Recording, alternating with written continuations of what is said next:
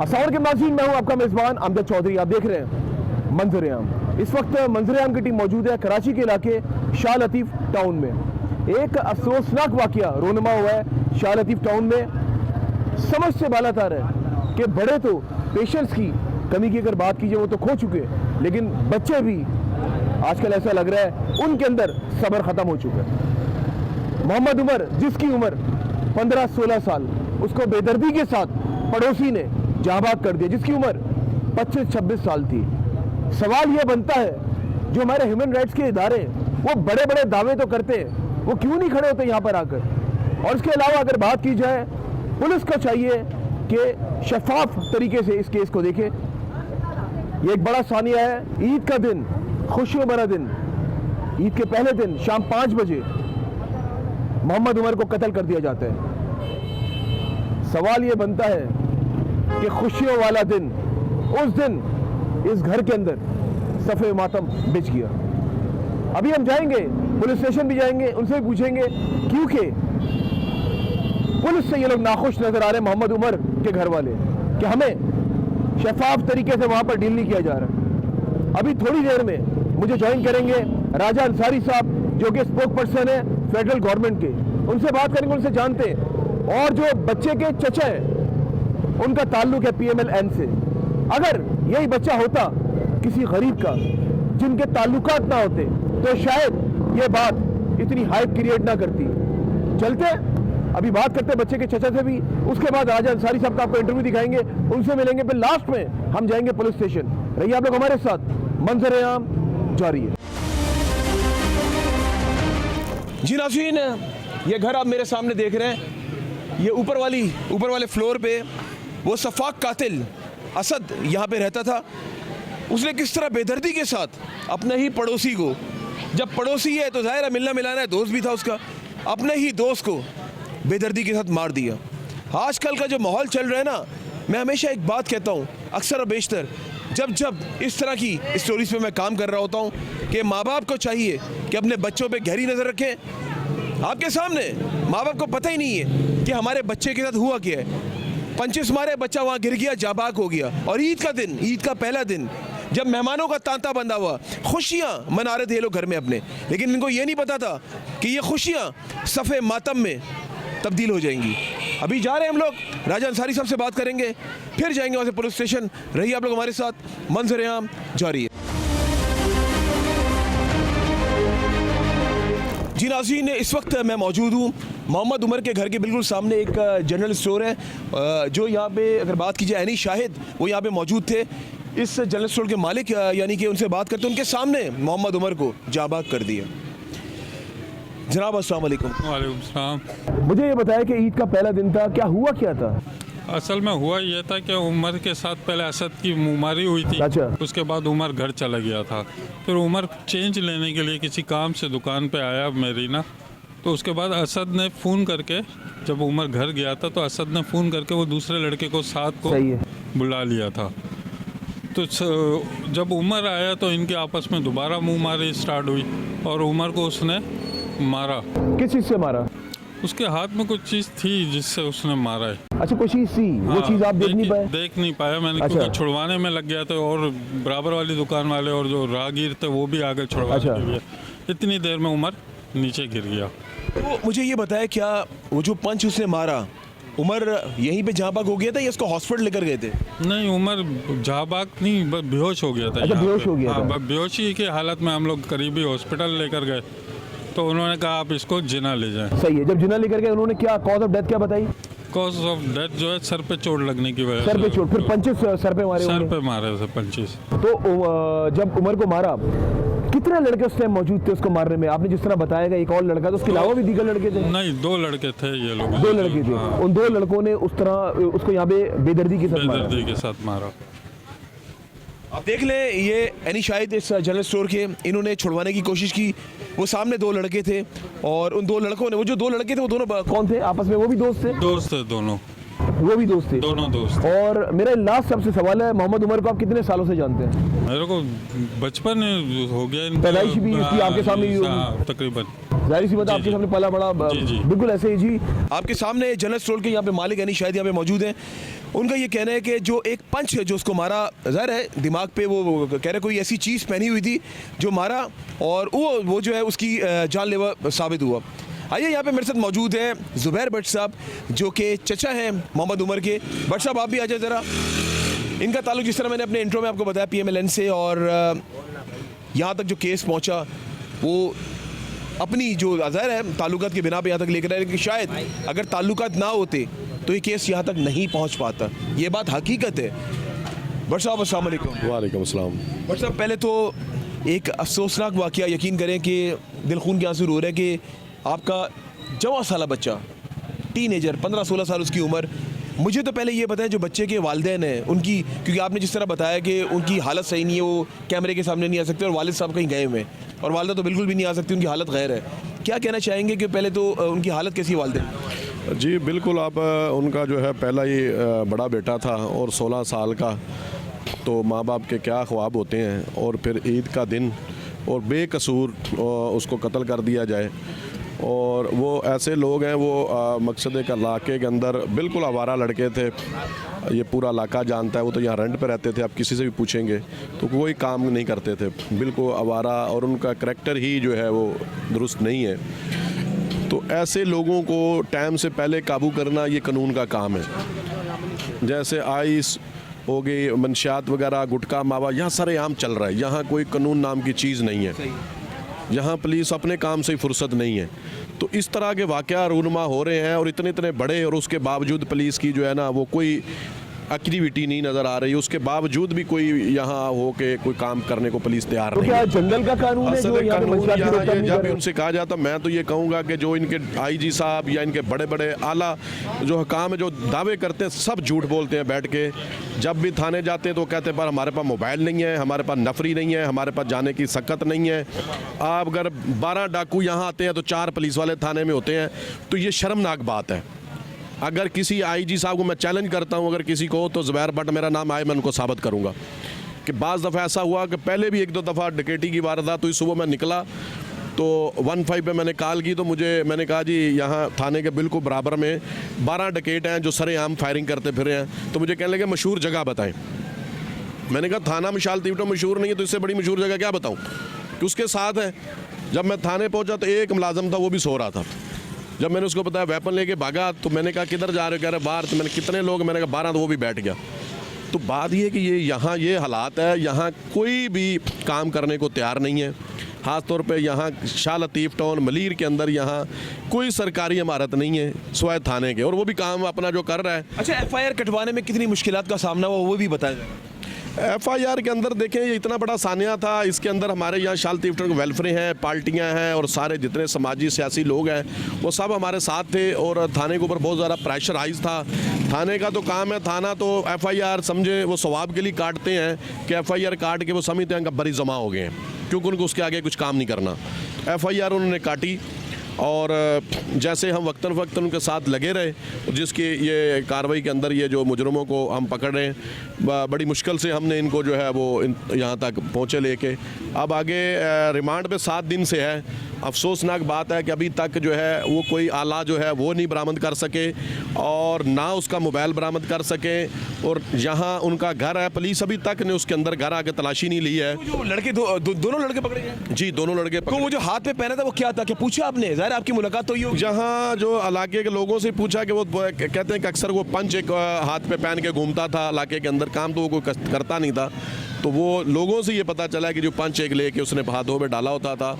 और शर्मनाक बात है कि उसका यहाँ घर रेंट पे रहता है, पुलिस ने आके जाए वकूआ के ऊपर उसके घर तक अभी तक कोई छानबीन नहीं करवाई, कुछ नहीं किया।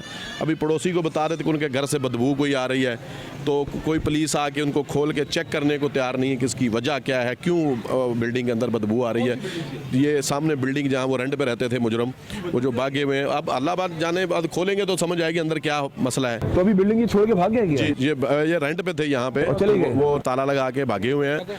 तो ये आप देख लें कि ये पुलिस की इतनी नाइली है कि मुझे इल्म में ये भी है कि थाने जाके उन्होंने तला भी दी है कि फ्लाइट के अंदर से बदबू आ रही है। अभी SHO के पास जाएंगे, पूछते हैं उनसे कि क्यों नहीं गया, क्यों नहीं ताला खोल के चेक किया? मेरे ख्याल थोड़ी देर पहले मुझे मिले, उन्होंने मुझे बताया ये वाकया, तो मैं भी बड़ा हुआ कि अच्छा भट्ट साहब, मुझे ये बताया कि जिस तरह आपने मुझे ऑफ द कैमरा बताया कि वहाँ पर police chief Karachi, additional IG Karachi का नाम गलत इस्तेमाल किया जा रहा है सामने पार्टी की तरफ से, तो वो क्या मामला है? असल इनका वो हज़ारा का एक लड़का है जो आया, जिसको असद नामी लड़के ने फ़ोन करके बुलाया, साद को और इब्राहिम को। उसका मोबाइल डेटा भी सारा मौजूद है, जो आए और जिसने एक ने लड़के ने आके पकड़ा और असद ने हिट किया। और वो दोनों लड़के जो हैं वो भी यहाँ उस वक्त मौजूद थे और उनका मोबाइल का रब्ता भी। फिर इस मुजरम को यहाँ से भगाने में मदद किया, अपने साथ अपने घर पर ले गए। तो जब रेड की तो मुजरम पहले से निकल चुका, मगर वो लड़का पकड़े गए और तस्लीम उन्होंने किया है कि बिल्कुल वो हमारे साथ आया और हमारे घर पे था। तो और पुलिस चीफ कराची का गलत नाम इस्तेमाल किया। वो उस वक्त मौके के ऊपर जब पुलिस को साथ लेके गए तो उस वक्त भी वहाँ वो धमकियाँ दे रहे थे जी। हमारा आज़ाद खान तनोली साहब जो कौन दे रहा था? अजीज नाम है, साद और उसका भाई इब्राहिम है, वो अच्छा। दोनों, और उनका एक कज़न था वो भी लड़के का साथ। भाई? हाँ, लड़के अच्छा। का वो कज़न है एक और भी। तो वो वहाँ पे भी पुलिस को थ्रेट कर रहे थे हमारे सामने भी। तो हमने उनसे कहा अरे कि अभी भाई हमारे जाते साथ थाने इतना से बड़ा पूछेंगे। सान्या होया, आप थाने के साथ कॉपरेट पुलिस के साथ करें। अगर आप बेगुनाह हुए तो हम किसी के साथ भी ज्यादती नहीं करेंगे और आप इंशाल्लाह ताला बरी होंगे अगर आप बेकसूर हुए। मगर बहुत सारे जो मोबाइल है ये जिसमें झूठ नहीं होता, उनकी कालें और टाइमिंग और वो उसके हिसाब से वो इधर मौजूद थे, जो कि मैंने खुद भी देखा उसके भाई को। जब मैं मौके पहुंचा तो उसका भाई यहीं खड़ा हुआ था उनके वालिद के साथ। बड़ा भाई भी, छोटा तो था ही था, बड़ा भाई भी इधर ही खड़ा हुआ था। चले अभी राजा अंसारी साहब हमें ज्वाइन करेंगे, उनसे बात करेंगे। स्पेशली उनको यहाँ पे बुलवाया इसी केस के हवाले से, जो कि स्पोक पर्सन है फेडरल गवर्नमेंट के, उनसे बात करेंगे। फिर उसके बाद हम लोग जाएंगे शाह लतीफ़ पुलिस स्टेशन में, वहाँ जाके देखते हैं मामला कहाँ तक पहुँचा। रहिए आप लोग हमारे साथ, मंजर-ए-आम जारी है।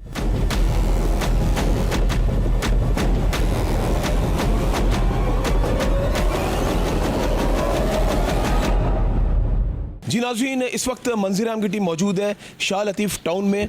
माजी में बेशुमार मैंने प्रोग्राम्स किए हैं, लेकिन आज का जो प्रोग्राम है बहुत मुनफरिद है, क्योंकि समझ से बालातर है कि मैं मानता हूँ कि बड़ों में पेशेंस की कमी तो पाई जाती है आजकल के दौर में, लेकिन शायद ऐसा लग रहा है मुझे कि जो बच्चे हमारे उनमें भी पेशेंस की कमी होती हुई जा रही है। इस वक्त मेरे साथ मौजूद है राजा अंसारी साहब, जिनका ताल्लुक़ है फेडरल गवर्नमेंट से, स्पोक पर्सन फेडरल गवर्नमेंट के।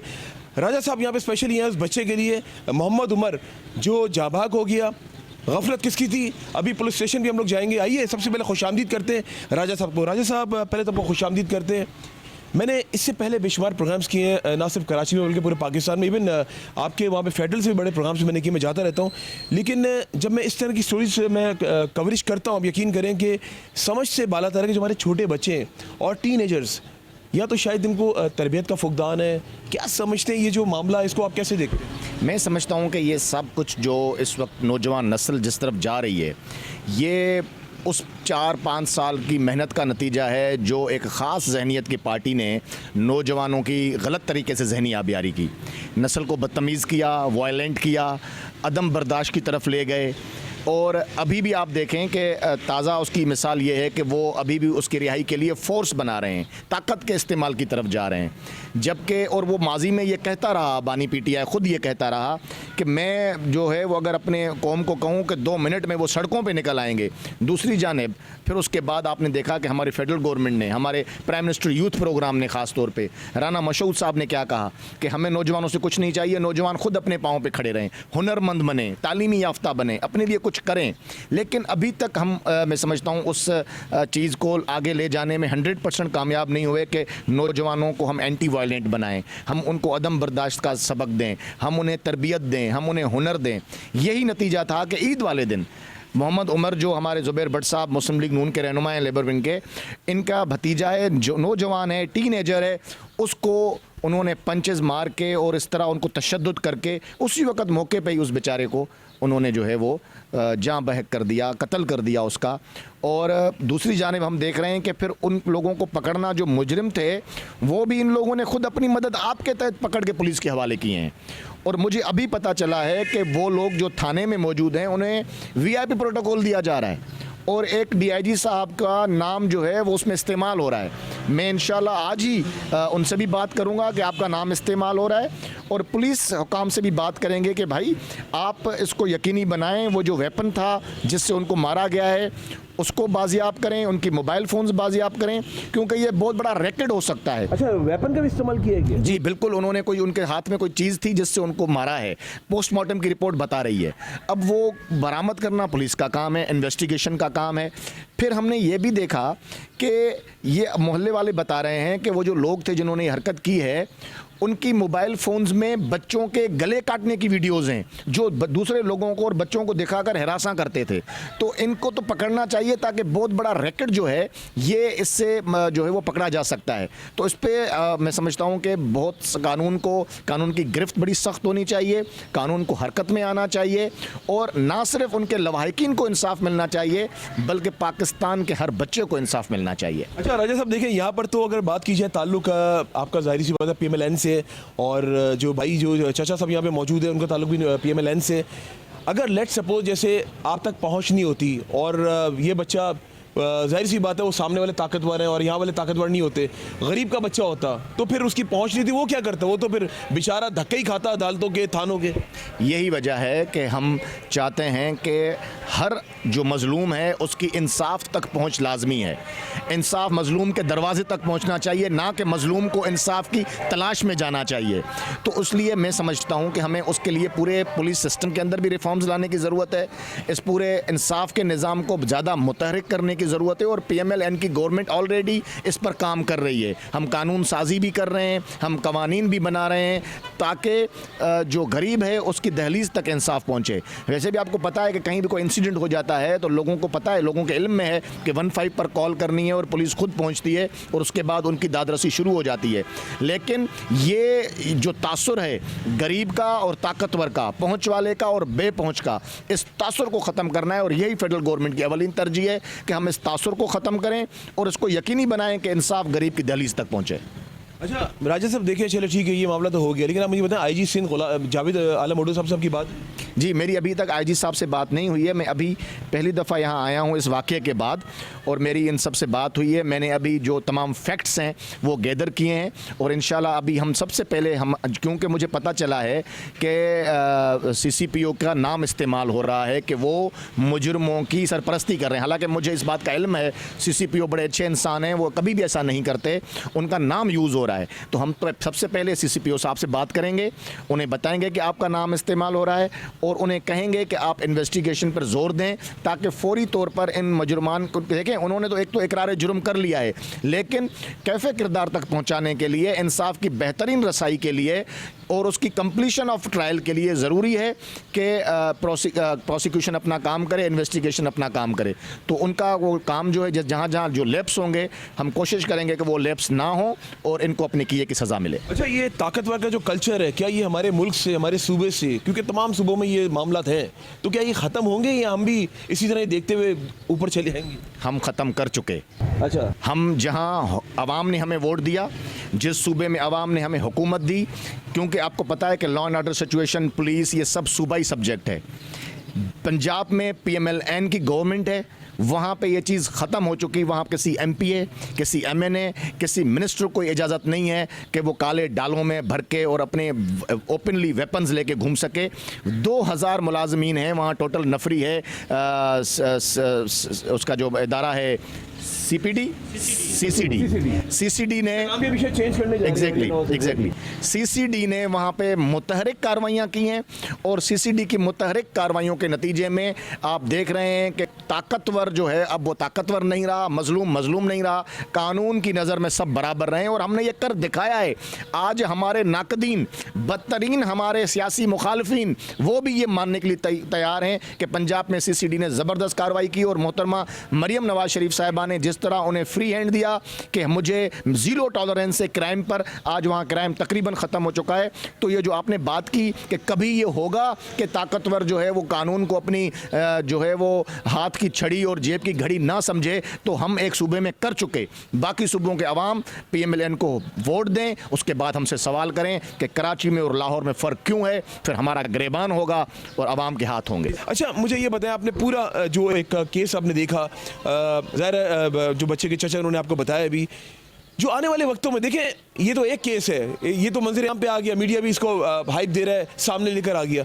वो लोग जो बेचारे जिनकी रसाई नहीं है सर, वो तो मर जाते हैं ना। जो हालात चल रहे हैं, जो मामला चल रहे हैं, महंगाई आपके सामने, लोग वैसे भूखे मर रहे हैं, तो आप क्या समझते हैं कि आने वाले वक्तों में इस पर काबू पाएंगे नहीं? देखें, अगर सरकार की विल है ना तो कोई भी चीज़ नामुमकिन नहीं है। ये तो जो आप बता रहे हैं कि हर गरीब की पहुंच होनी चाहिए, ये तो बहुत छोटी सी बात है। इससे बड़े बड़े काम हो सकते हैं, लेकिन उसके लिए सरकार की विल की ज़रूरत है।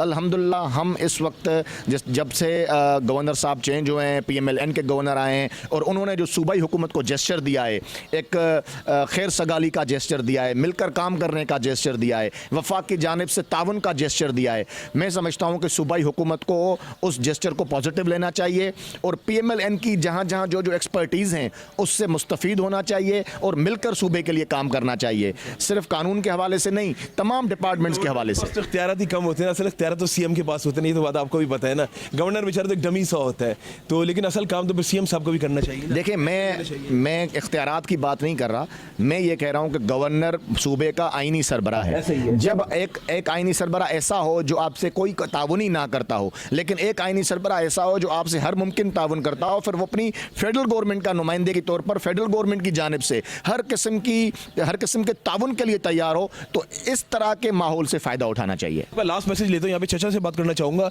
जो उमर के चचा साहब हैं। पहले तो अपना तारुफ करा दीजिएगा। मोहम्मद ज़ुबैर बाटू। पहले तो यकीन माने कि मंजर आम की टीम चैनल 5 इस दुख की घड़ी में आपके साथ खड़े हैं। यकीन माने कि जब मुझे ये स्टोरी पता चली, मैं दूसरा टॉपिक छोड़ के इस स्टोरी पे मैं कवरेज देने के लिए आया। मैंने कहा नहीं, पहले इसको हम लोग हाईलाइट करें। मुझे ये पता हुआ क्या था बेसिकली। वैसे असल कोई उनका झगड़ा आपस में तनाज़ा था नहीं। इसकी तो एज जो है वो 16 साल थी और वो जो दूसरे हैं जिन्होंने इनके साथ झगड़ा किया, असद और साद, उनकी तकरीबन कोई 25 साल 26 साल है ना। तो अब वहाँ कोई इनका आपस में बैठना उठना भी इतना खास नहीं था। अब अचानक से ही कोई उनकी मुंह मारी हुई और उस लड़के ने जो है ना, जब फटा करते हुए उसको मारा तो उसके हाथ में कोई पंच था लोहे का जो पहना होता है। वो अक्सर बच्चे कहते हैं कि वो मोहल्ले में पहन के वैसे भी घूमता था, तो वो कोई काम वाम तो करता नहीं था, फारग इलाके के अंदर यही उसका काम था। और भी बच्चों को उसने काफ़ी मारा है, तो अब इसको जो है वो कुछ ज़्यादा लग गई, जिसकी वजह से जो है वो बड़ी मुश्किल से कटी है। जी बिल्कुल ऐसे ही है। वो तो हमने 2 दिन के बाद FIR कटाई, तो ये पाकिस्तान और सिंध का खास तौर कानून है, आपको पता है कि FIR के बाद भी जो है मैंने जब जहाँ वो लड़का असद जो लड़का है वो साद के घर पे था, तो मैंने थाने गया। मैंने जाके काफ़ी देर मैंने उनसे कहा कि अभी वहाँ रेड करनी, वहाँ मुजरम मौजूद हैं। तो उन्होंने मुझे कहा जी हमारे पास मोबाइलें नहीं हैं, और मोबाइलें नहीं है हमारे पास। और तकरीबन 12 बजे के करीब जाके मुझे कहने लगे आप अपनी गाड़ी लें, हम आपको 2 सिपाही देते हैं और आप जाकर उनको पकड़ के ले आएँ। तो हमारे अपने भी यहाँ पे थे 1-2 दोस्त, मैंने उनसे मशवरा बोला कि ये ठीक नहीं है, क्योंकि वहाँ ज़ाहिर है आपका पहले झगड़ा हुआ, वो मज़ीद झगड़ा हो जाएगा, आप भी तैश में आएंगे। तो तकरीबन 2-3 बजे के करीब जो है वो फिर हमने लड़ झगड़ के मोबाइलें ली, और जब वहाँ गए तो उसका नुकसान ये हुआ कि लड़का जो था, असद जो था, वो वहाँ से भाग चुका था और साद मौजूद था, वो वहाँ से गिरफ्त में आ गया। उसके बाद 2 लड़के थे ना? जी 2 लड़के। और जो असद है वो फिर अंदरूनी सिंध आ गया, मिट्टी थर पार्कर की तरफ। तो फिर हमारे अपने कुछ सोर्स की वजह से हमने पता उसका सारा लगाते रहे, पुलिस को भी लम्हा उसकी अपडेट देते रहे कि ये इस रूट पे है, ये यहाँ पे है, यहाँ पे है। तो पुलिस भी एफर्ट करती रही। बहरहाल वो किसी बंदे के थ्रू थाने में खुद जो है उसको लाया गया और थाने में ला के उसको हमने दिया। और उसके बाद लम्हा फ़िक्रिया की ये बात है कि 7 दिन का रिमांड है, उसके अंदर टेबलों पे बिठा के खाने खिलाए जा रहे हैं मुजरम को, और बिल्कुल किसी चीज़ की कोई रिकवरी नहीं है। तो हम तो सब्र शुक्र ही कर रहे हैं, वरना इस तरह का बड़ा सानिया हो वो हम नहीं, हमारा पूरा शाल लतीफ़ टाउन और पूरा कराची जो है वो ईद के दिन जो है इतना बड़ा सानिया, और 16 साल का बच्चा बेगुनाह उसको कत्ल कर दिया जाता है और कत्ल कर दिया जाता है। और उनके जो हमारे जो आईओ हैं उनको टेबलों में बिठा के पुलाव खिला रहे हैं और उनको कढ़ाइयाँ खिला रहे हैं।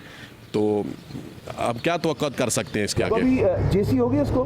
नहीं, अभी तो रिमांड पे है मेरे ख्याल से, आज 5वां दिन, 2 दिन बाकी हैं। अभी तक पुलिस की ये नाकामी है कि मुजरमों को पकड़ने तक हर एक चीज़ हमने इनको समझे पकड़ के हमने दिए, हमने खुद समझे पकड़ के दिए, लेकिन उसके बावजूद आज तक ना मोबाइल रिकवर कर सके, ना वो आलात जिसे कत्ल किया है वो कर सके। जब मेहमान बना के आप सही कह रहे हैं, लेकिन ये इतनी बात बढ़ कैसे गई? असल देखें हमें तो वो असल जो लड़के वो है ना उनकी एक्टिविटी जो है वही दुरुस्त नहीं थी। वो लड़के पहले भी मैंने बताया कि महल्ले के अंदर 10 लड़कों से वो फटा कर चुके हैं। अच्छा। हाँ, तो वो मकसद ये कि जब आप इतना बड़ा सानिया होने के बावजूद हमारे थाने की ये एक्टिविटी है, तो आप ये सोचें कि झगड़े पे क्या एक्टिविटी होती होगी। तो ये इसकी वजह ये है कि जब तक ये अपना काम नहीं करेंगे, अदारे नहीं करेंगे, तो इस तरह के मसाइल बढ़ते रहेंगे। क्योंकि मुजरमों के यहाँ जो है ना वो हौसले बुलंद होंगे, तो फिर वो खुलम खुले। मैं आपको बताता हूँ, ये 2 कदम पे थाना, इधर 15 डाकू डकैती करते हैं आके।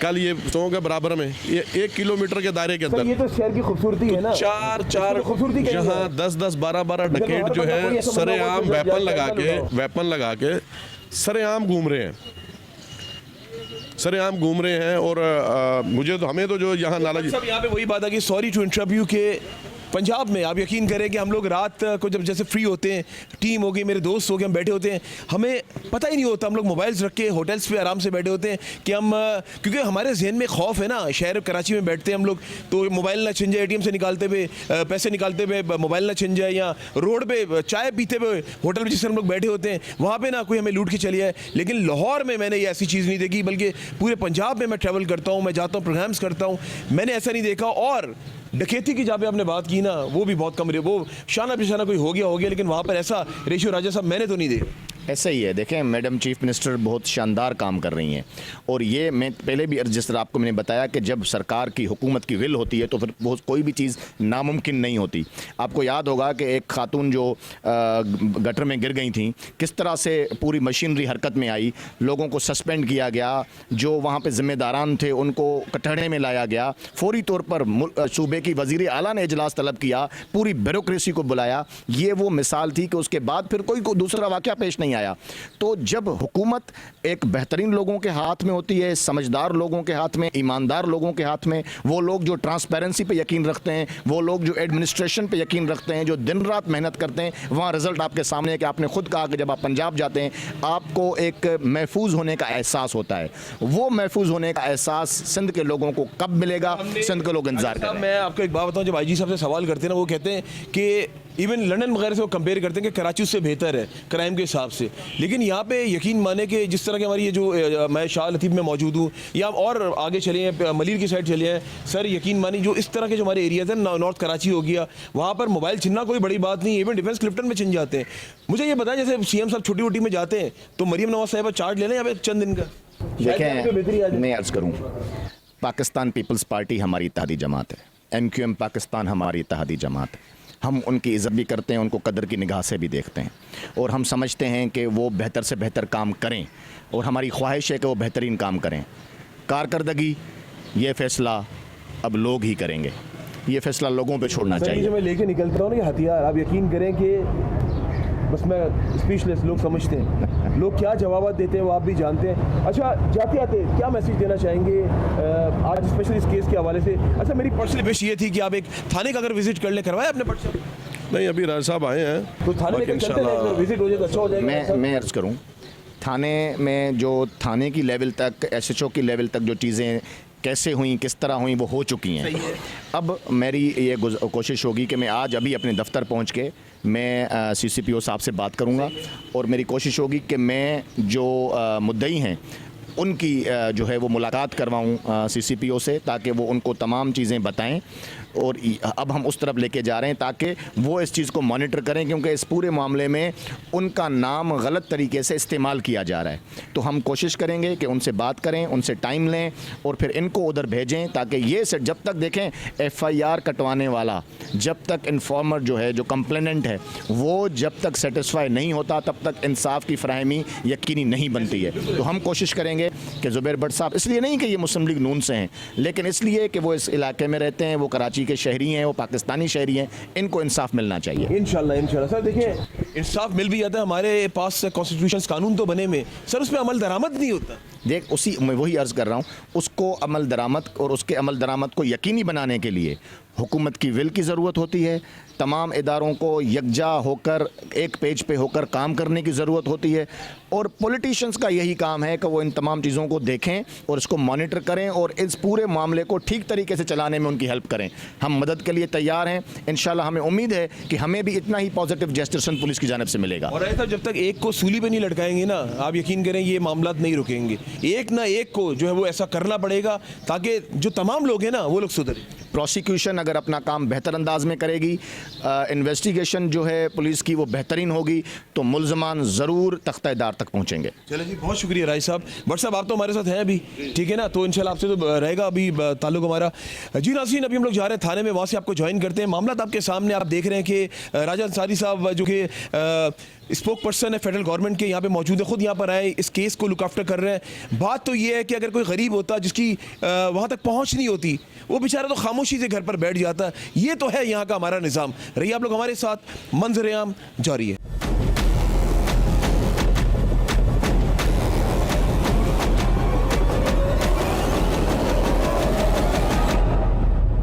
जी नाज़रीन, इस वक्त मंजर-ए-आम की टीम मौजूद है शाह लतीफ़ पुलिस स्टेशन में और मेरे साथ मौजूद है इन्वेस्टिगेशन ऑफिसर मंजूर साहब। उनसे बात करते हैं, उनसे जानते हैं, क्योंकि 302 के दोनों मुलजिम यहाँ पे मौजूद हैं, असद और साद। बेदर्दी के साथ बड़े शफाफ तरीके से इन दोनों ने मोहम्मद उमर नाम था ना बच्चे का, मोहम्मद उमर को कत्ल कर दिया। वो माँ और बाप, ईद का दिन, आज ईद के दिन से लेकर अब तक कितने दिन गुजर गए, लेकिन चले मुकदमा हो गया, सब कुछ हो गया, अब ये जेल चले आएंगे। लेकिन सवाल ये बनता है, क्या मोहम्मद उमर को इंसाफ मिलेगा? क्या उसके माँ बाप को इंसाफ मिलेगा? 16 साल बच्चा, वो घर में बच्चों की बात की जाए तो सबसे बड़ा बच्चा वो था। जो बड़ा बच्चा होता है ना, तो वालिदैन को वो बड़ा चहीता होता है। आज भी जब मैंने इनसे बट साहब से कहा कि मैं चाह रहा हूँ वालदा से मिलना, लेकिन उनकी हालत गैर थी, वो नहीं सामने आ सकी और आज भी वो मुंतज़िर हैं मेरा बच्चा कहीं से आ जाए।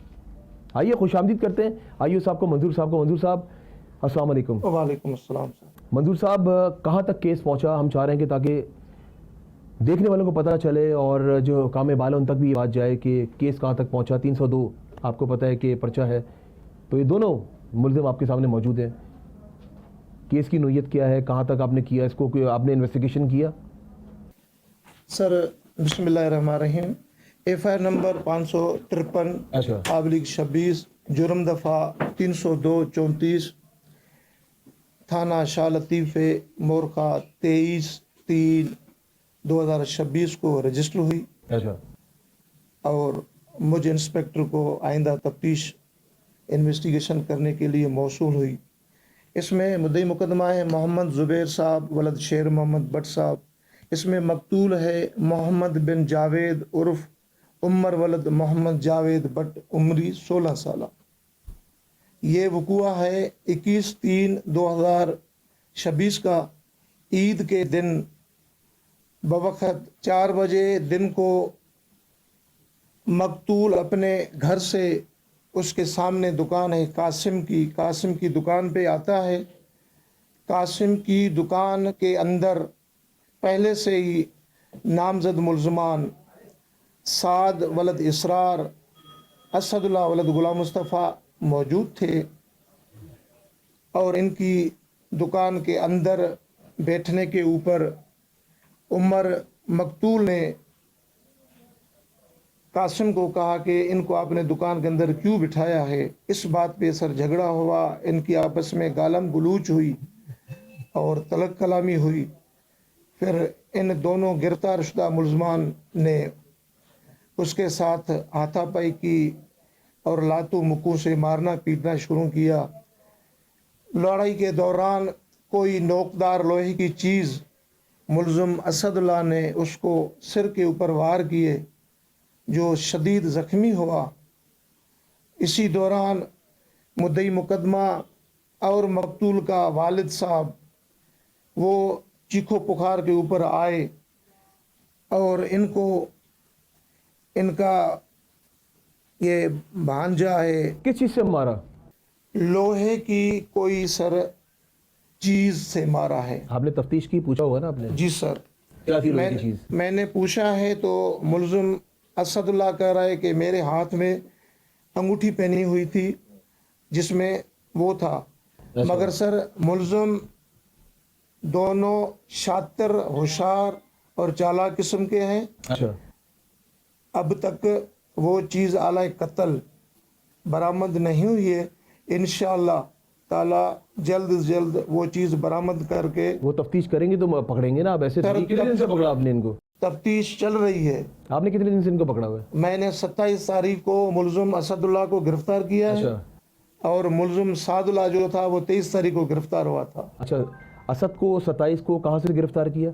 असद को गिरफ्तारी के लिए हम लोगों ने परमिशन ली थी डिस्ट्रिक्ट कंट्रोल अलायार की। अच्छा, ये वहाँ भाग गया था? जी सर। इनके हमने CDR निकाले डिस्ट्रिक्ट कंट्रोल अलायार की। अच्छा। और इस्लाम कोर्ट मिट्टी की हमने परमिशन ली। हमने वहाँ इनके रिश्तेदारों के घरों पे जा के आला कत्ल रहता है, वो बरामद करना है और बरामद करूंगा मैं इंशाल्लाह। और 14 दिन रिमांड है, हमारी तफ्तीश तकमीला नहीं हुई है, तफ्तीश रहती है। ठीक है सर, क्या मैसेज देना चाहेंगे? मैं मैसेज यही देना चाहता हूँ कि ये जो इन्वेस्टिगेशन होती है ये अल्लाह ताला की तरफ से हमारे ऊपर एक किसी की अमानत है।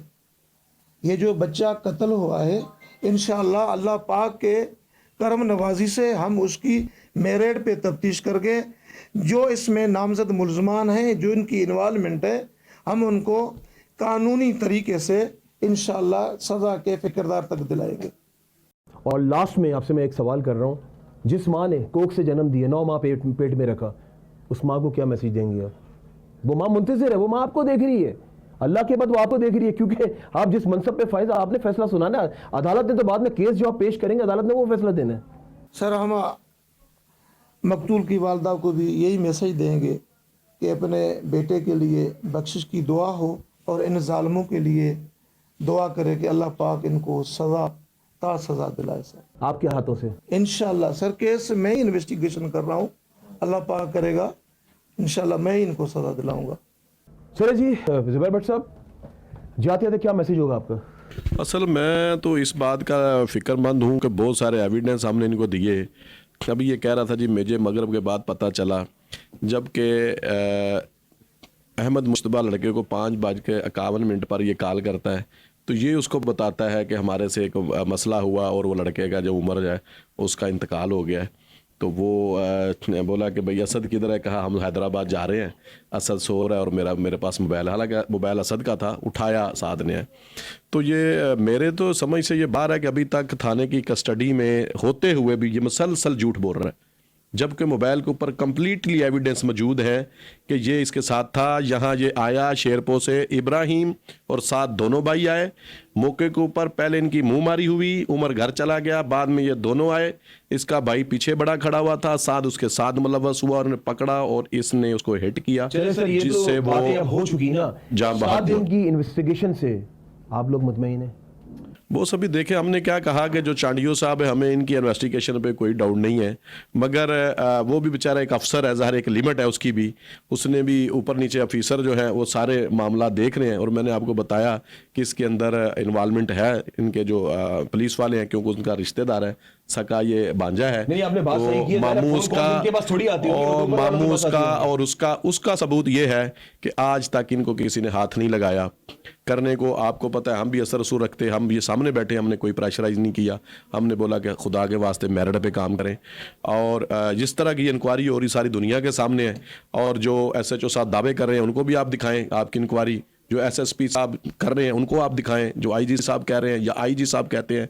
अगर उनका ये दावा है, ये इन्वेस्टिगेशन अगर दुरुस्त है, तो मेरे ख्याल से ये है कि पुलिस का डिपार्टमेंट को छोड़ देना चाहिए अगर इस तरह इन्वेस्टिगेशन कर रहे हैं। अच्छा, मेरा लास्ट सवाल आपसे है कि आपको लग रहा है कि 7 दिन जो इन दोनों को रखा है यहाँ पे, इनको हाथ लगाएगा पुलिस ने? मैं कह रहा हूँ कि अभी तक आपके सामने हैं, IO साहब भी आपके सामने हैं, वो मजबूर हैं बेचारे कि वो हाथ लगा नहीं सकते। चले जी, बहुत शुक्रिया। बिल्कुल जी, ये चचा ज़ुबैर भट्ट साहब मौजूद हैं, इनकी आंखें नम है। मेरा कैमरा फोकस करके दिखा सके ऑफ द कैमरा। जब मैं इनसे मिला तो धारे मार के रो रहे थे, यकीन माने, क्योंकि चचा का भतीजे के साथ एक बॉन्डिंग होती है, एक रिलेशन होता है दोस्ताना, क्योंकि मेरे भाइयों के जो बच्चे ना मेरे से बड़े क्लोज हैं, एक दोस्ताना माहौल होता है। तो सवाल ये बनता है कि हमारे पास कानून तो बना हुआ है लेकिन अमल दरामद नहीं होता। माजी में भी इस तरह के वाक़यात मैंने प्रोग्राम्स किए हैं, लेकिन उसका हासिल असल कुछ भी नहीं होता। जेल जाएंगे, बाहर आ जाएंगे। होता क्या है कि वकील तकड़े कर लेते हैं, तो जाहिर है चंद दिन गुजारेंगे, इनको पता है बाद में फिर वही चांदनी हमारी। तो अभी ये दोनों जिस तरह यहाँ पे मौजूद हैं और समझ से बालातर है कि अभी तक जो है वो लोग खामोश क्यों हैं। ये जिस तरह राजन सारी साहब आ जाए, ज़ुबैर भट्ट साहब सामने मेरे एक पूरा यहाँ पे काफ़ी सारे लोग मौजूद हैं। तो आज राजन सारी तो आ गए, लेकिन शायद कोई जिनके ताल्लुकात नहीं होते वो शायद मैं कहता हूं कि वज़ीर आज़म तो दूर की बात है, CM तो दूर की बात है, वो शायद SHO तक उसकी रसाई नहीं होती। तो बात यह है कि गरीब के लिए अलग कानून है, अमीर के लिए अलग कानून है। इस चीज़ को चेंज करने की ज़रूरत है। मैं यहाँ पे मौजूद हूँ, यकीन करें कि मुझे अफसोस हो रहा है। मैं जब इस तरह के प्रोग्राम्स करता हूँ और मंजर-ए-आम आप लोगों को दिखाता हूँ, मंजर-ए-आम प्रोग्राम में मुझे बस यही मैं सोच के चले आता हूँ कि शायद यार अब जो वक्त आने वाला है वो तब्दील हो जाएगा। ये मैं 15 साल से ये देख रहा हूँ। ना सिर्फ मैं बात करूँ क्योंकि पूरे पाकिस्तान में मैं जाके प्रोग्राम्स करता हूँ, तो लेकिन शायद मैं अपनी ज़िंदगी में ये देख पाऊँ, शायद ये सब कुछ हो जाए। उम्मीद करते हैं जिस तरह चांडिया साहब ने कहा, जिस मनसब पे फायज़ हैं और माशाल्लाह एक मोतबर शख्सियत है, सच का साथ देंगे, झूठ का साथ नहीं देंगे। इसी के साथ अपने मेज़बान अमजद चौधरी और मेरी टीम को इजाज़त रखिएगा। अल्लाह हाफ़िज़। नासिर, पाकिस्तान जिंदाबाद।